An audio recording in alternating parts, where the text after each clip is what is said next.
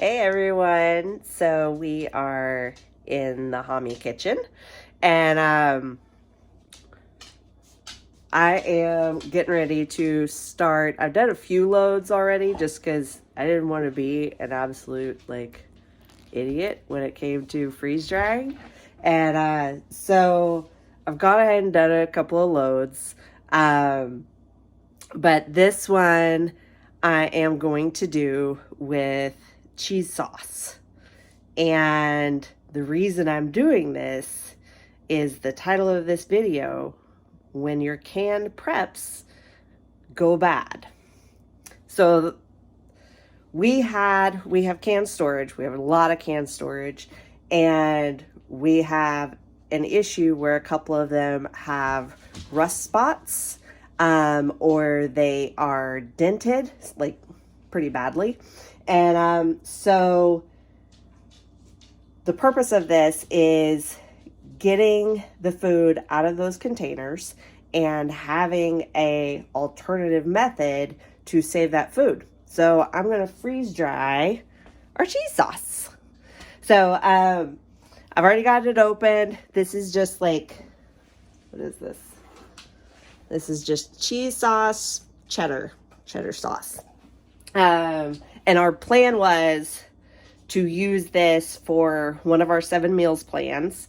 It was the cheesy chicken broccoli rice that is one of our family favorites. And so before making the decision to purchase a freeze dryer, this was our cheese plan. And it probably would have been very good, but we'll see. But now having the freeze dryer, I can actually do shredded cheese as well. So I'm sure we'll end up doing some of that and adding that to our preps. So I'm just going to go ahead and get this spread out on my 4 medium trays. Okay, so I know someone's going to ask, and so I wanted to go ahead and take the moment to tell you. One number 10 can will fill 2 medium-sized trays. And someone's also going to say, Hommy, how did you get your tray so nice and flat? Cake decorating spatula. This is an offset spatula, and it fits, I believe, this is probably like a 6-inch or a 7-inch, and it fits perfectly inside the tray. And so you can smooth it out and make sure it's nice and even, because that is one of the things with freeze drying is you want your food to be nice and even, so that way it freezes and then defrosts evenly. And I'm gonna go grab another number 10 can to fill up the last 2 trays.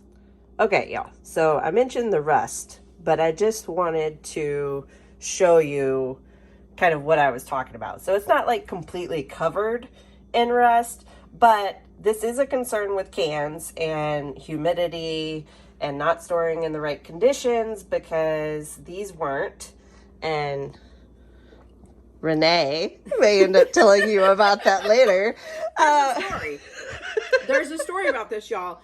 And Renee, who's type A, tried to prevent this from happening, but nobody would listen to me. But yeah, it's just a little bit of rust. We caught it before it's gone through the can or anything. It hasn't destroyed the food inside. But if you were to leave that for 20 years, it would rust. It'd be bad. Yeah, it'd be way bad. So we're just basically being preventative right now and taking care of this so that we don't have to deal with it later. And we get to play with the freeze dryer. Yes. So I'm going to put this over here and there, and then we'll come back. Okay.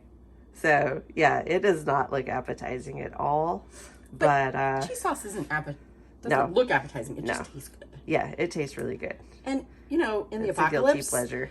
Yeah, you're not really gonna care, awesome. Right? Yeah. All right, you might need to put more on that other one. Okay, I gotta go help. Hold on. You can put it in now. We take the tray and we slide. Don't tilt it too much because the cheese moves. Yeah. Slide it in. It's not frozen or anything. This machine. No, we're gonna go ahead and we'll pre-freeze it and we'll use the frozen cycle. There we go. Okay, so just so we all know how this is done, there's our trays loaded, and then we have our little door pad, and we're gonna stick our door pad in there. And kind of, it's bigger than the opening, but that's so that it gives a good insulated seal. Did you do it? Mm-hmm. Good job. All right, and then we're gonna close that. I know it's rolling. That's one of the, you know, like, here, y'all, the last video we had, my cart setup was a little bit different. So this was turned the other way, and basically I figured out that the back plug couldn't fit with the freeze dryer facing that way. So I've kind of turned it around, and I stuck it up on some wood blocks because the same issue kind of with the drain hose. It is about three inches above the bottom of the freeze dryer, and it does not come out very far. So it needs to be elevated so that it can still drain.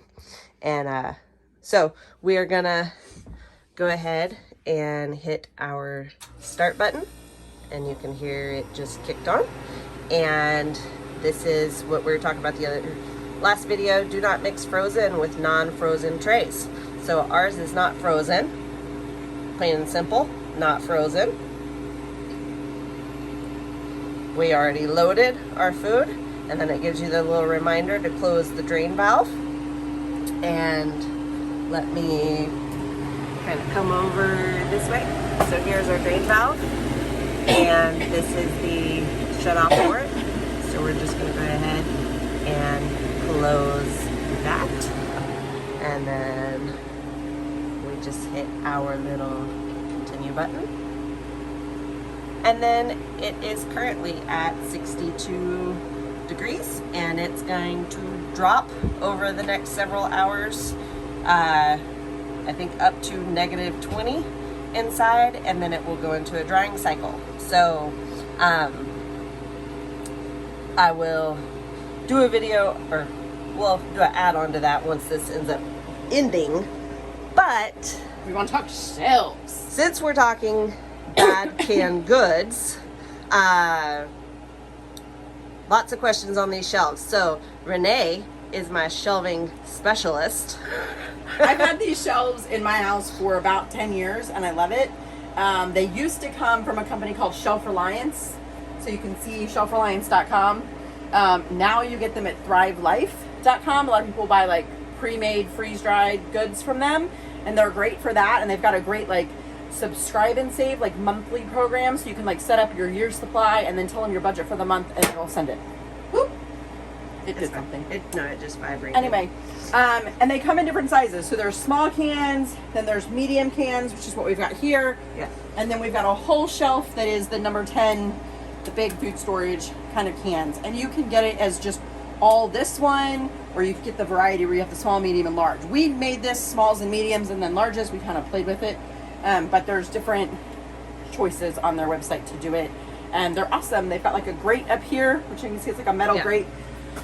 You can use it as is, or put a piece of wood up there as a shelf. Now these are a totally different thing that I got, and I think I got them from Food Storage Made Easy, foodstoragemadeeasy.com, and they're cardboard. You fold it all together, and they're like, I think they're called like Cano Organizer or Roll-A-Can, or it's something. But if you go to Food Storage Made Easy, I'm pretty sure they have these cardboard ones. If you can't find it, message and we'll figure out which ones. So did you talk about like what does first this in, do? first out. Okay. So you take a can and see how it rolls down. So you take your new cans you buy and you put them in, and they roll back, and then you can. So you always have the first in, first out. You're always using your oldest stuff first, and it's doing it automatically for you, which is awesome. Yep. And these shelves are about 24 inches deep and 36 inches wide. Yeah, and if you find the older versions, there's a 36 by 36 one, which is the ones that I have, but the 24 by 36 is the ones we were able to get her, which fit perfectly.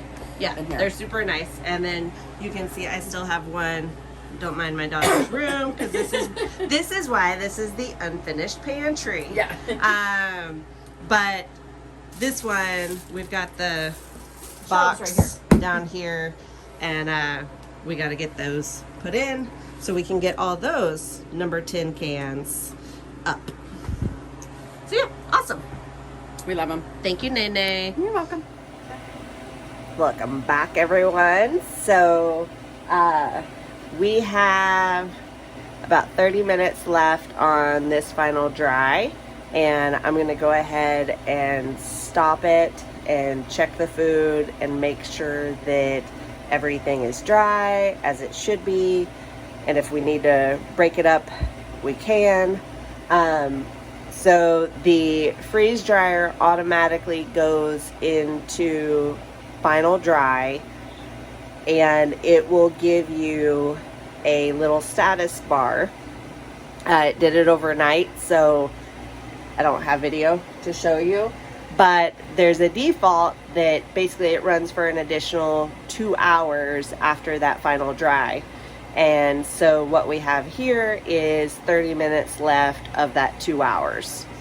And so I'm gonna release the pressure and check the food, and we'll see how everything looks.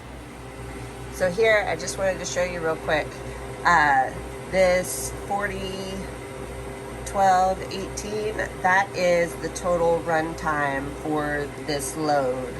And then your 516 is the pressure, that's the vacuum that's being pulled. And then this 130 is the temp of the tray warmers and what they're warming the food to. So the warming of the food is what is essential after the freeze, because that is what allows those basically water particles to slowly thaw, and then the vacuum then pulls them out. And when I open this, you will see the ice, that basically the outer chamber is still super cold, and so as that water gets pulled out, it then freezes to the side of the vacuum. So we're gonna go ahead and hit cancel here, and that's, I'm doing a video, baby. Yep. Go sit and eat your grapes. So we're just gonna hit cancel for now. It's gonna start beeping at me. And then back here, we're gonna go to our valve. We wanna make sure that this is out of the water, because otherwise when you vent, it will potentially pull water in. So we're gonna vent this, and you'll see that this door seal ends up slowly lessening, and we'll be able to get our door open. Okay, so you can see our seal has been broken, so now we can open this up and pull this out, and see all this ice in here? Yeah, so that's all the liquid that was in the food, basically. So we're gonna pull this out. The trays are warm, which is good. And there is our cheese sauce. So I'm gonna check this out real quick and see what we've got. Okay, so I went ahead and just kind of cut this first tray in half, and you are feeling for warmth. You're also feeling to make sure that everything is good and dry. A good test is to kind of break off a piece and stick it to your tongue, because your tongue is extremely sensitive to hot and cold. And so that way you can, it basically tells you if there's any coldness in the food. And if there is, then it needs to go back in for more dry time. This feels like it could be done. It's still got a little bit of squish. So I'm going to keep on breaking this up, and we may end up putting it back in there for a few more hours. Okay, so I just wanted to show you real quick kind of what I'm talking about. So you can see, like, I broke this piece, and it's still, see how I can kind of leave my indents in it? So it's still kind of spongy. And it doesn't really break very easily. Whereas, like, this piece, see if this is a good one. See how easily that snaps? So this is dry. This is not. That is not dry. So definitely we're breaking this up. Breaking it up is going to allow basically that trapped water to escape more easily. And this is kind of one of the things you have to watch for when you're doing a thick food like cheese sauce. So I'm going to get all of these trays broken up and put back in there, and then we'll start her back up. Okay, so here we have all of our cheese broken up, and that should help tremendously with the freeze drying process. So we're gonna get everything closed back up, and I'll probably, because I got other stuff to do, I'm probably gonna go ahead and add like 4 hours of additional dry time to this load. Okay, y'all, so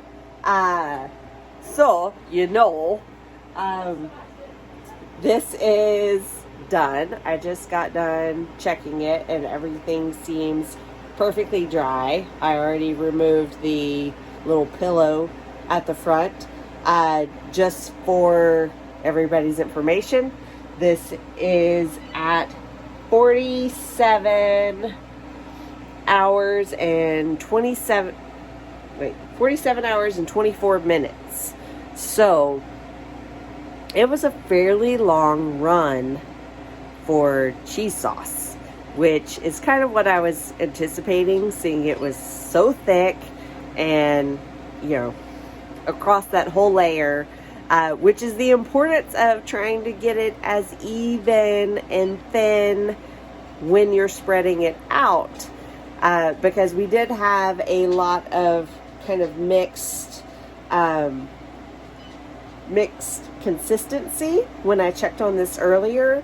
The outside edges, for the most part, seem to be really, really dry, whereas the interior, the center portion, was still fairly squishy.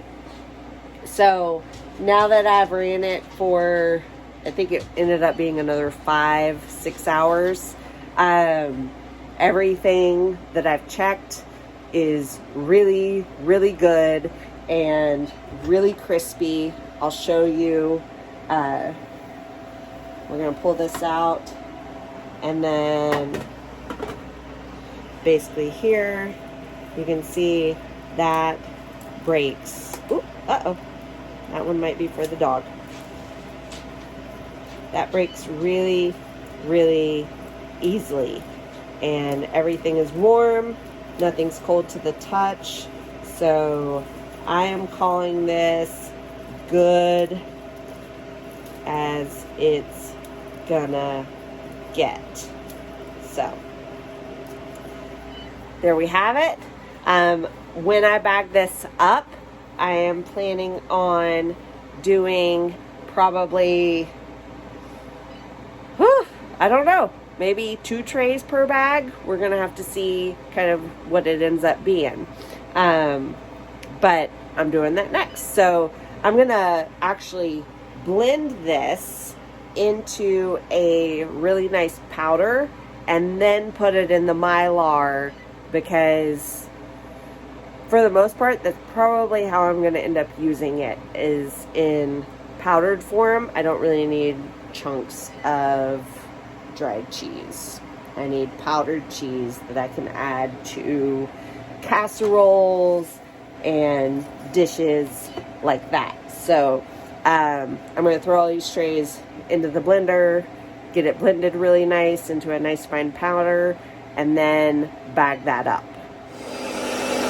Okay, this is loud, but I wanted to show you guys. So like, this is my blender, and I just basically put all those cheese chunks in the blender and letting it blend it into a cheese powder. And according to the interwebs, that is what reconstitutes the best. So that's the way I'm going, because my plan for this is casseroles and dishes with other stuff anyways. So to me, that just makes the most sense to begin with. So powder, and it's going to go into the Mylar bag, and then we seal and then put it in the tote with an oxygen absorber sealed in the bag, and then we're done. And that's it. So there's your cheese sauce.